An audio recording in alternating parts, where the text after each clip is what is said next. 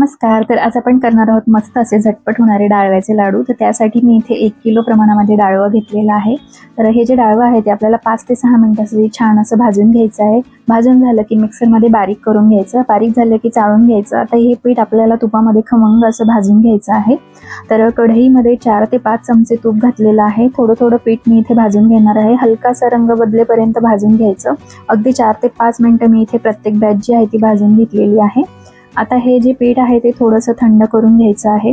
थंड झालं की या पिठामध्ये आपल्याला पिठी साखर मिसळून घ्यायची आहे. मी इथे 1/2 किलो प्रमाणामध्ये पिठी साखर घेतली आहे. तुम्ही तुमच्या आवडीप्रमाणे इथे गोड कमी जास्त करू शकता. तर आता यामध्ये आपल्याला घालायचं आहे 3 टेबलस्पून जायफळ पावडर व 3 टेबलस्पून इलायची पावडर आणि चवीपुरतं थोडंसं मीठ घालायचं. मीठ घालून झालं की याला व्यवस्थित असं मिक्स करून घ्यायचं व यामध्ये थोडं थोडं तूप घालायचं व ह्याला छान असं मिक्स करून घ्यायचं. तर सुरुवातीपासून ते आत्तापर्यंत मला इथे अर्धा किलो तूप लागलेलं आहे. 1 किलो पिठासाठी अर्धा किलो तुपाचं प्रमाण इथे योग्य आहे. तर तुम्हाला लागलंच तर तुम्ही थोडंसं तूप यावरती वरून घालू शकता. तर याचे लाडू छान असे वळून घ्यायचे. तुमच्या आवडीप्रमाणे तुम्ही यावरती काजू बदाम पिस्त्याचे काप लावू शकता. मस्त असे सॉफ्ट असे झटपट होणारे आपले डाळव्याचे लाडू इथे तयार आहेत. व्हिडिओ आवडला तर लाईक शेअर सबस्क्राईब करा. धन्यवाद.